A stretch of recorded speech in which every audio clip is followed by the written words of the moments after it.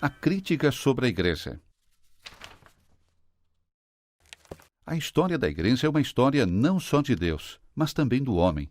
Uma história com altos e baixos, com luz e sombras. É uma história sobre os pecadores e os santos.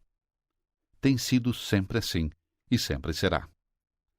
A Igreja não é santa porque todos os seus membros aqui na Terra são santos, mas, como já sabemos, por causa de sua origem, seu fim último e porque nela se encontram todos os meios para se alcançar a santidade. Assim, na história da Igreja, encontramos não só santidade, mas também um grande número de pecados, e isso faz dela um alvo fácil para seus críticos. 3 coisas, no entanto, se destacam em algumas das críticas. Primeiro, o quadro que se apresenta é muitas vezes unilateral. O mal está sendo relatado, o bem muitas vezes esquecido ou ignorado. Isso não acontece só com as notícias relacionadas à Igreja. Se em algum lugar 1 milhar de pessoas protestar pacificamente e uma pessoa fizer um tumulto destrutivo, as milhares de pessoas são de repente esquecidas e todos os olhos, microfones e câmeras são direcionados para a pessoa que corre enlouquecida. Isto é o que nós, como telespectadores e leitores, aparentemente temos curiosidade, mas devemos estar cientes de que isso distorce a imagem. O primeiro problema, então, pode ser a unilateralidade.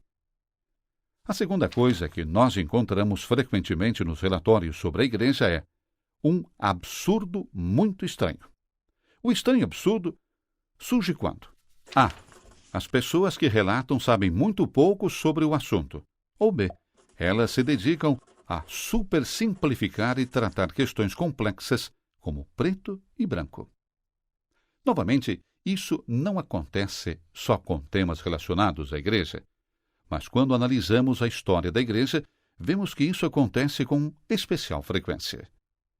Aqui está um exemplo típico de tal representação a preto e branco.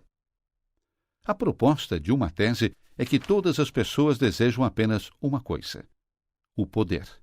Portanto, quando as pessoas atuam na Igreja, é porque, obviamente, querem aumentar seu poder. E, de fato, ninguém precisa procurar muito para encontrar pessoas na história da Igreja que se encaixam nesse papel. Mas se você olhar apenas 2 segundos a mais, você pode ver muitos outros que, obviamente, não estavam preocupados com o poder nem um pouco. Por isso, talvez você deva questionar aquela tese proposta no início, que era demasiado simples. Mas alguém que pinta coisas em preto e branco não vê isso, ou não quer ver. Assim, o segundo problema é a distorção da verdade, por ignorância ou por causa de uma ideologia que é a principal fonte para todos os empregos preto e branco. O terceiro problema é muito mais pessoal e humano. Se alguém me mostra que eu fiz algo errado e eu sei que ele está certo, então eu tenho 2 opções.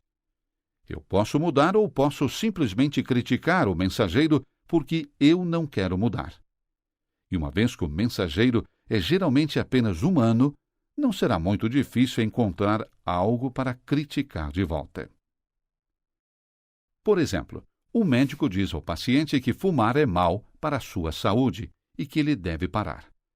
O paciente sabe que o médico está certo, mas não quer mudar seu hábito. E vendo que o médico também é um fumante, responde: não, eu não vou parar, porque você fuma também.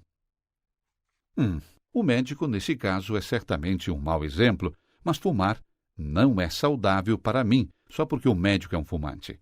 Porque se uma mensagem é falsa ou verdadeira, isso não depende de se o próprio mensageiro vive de acordo com ela. E esse problema também é perceptível quando se trata da mensagem da Igreja. Só porque aqueles que pregam são meros mortais e pecadores, uma pessoa não se deve privar da verdade que é encontrada em sua mensagem. Esses 3 pontos devem ser mantidos em mente quando se olha para o aspecto muito humano da história da Igreja. De fato, uma história de pecadores, mas também de santos. E talvez para o próprio crescimento pessoal seria melhor imitar a vida dos santos, em vez de desprezar as suas mensagens por causa da fraqueza dos pecadores.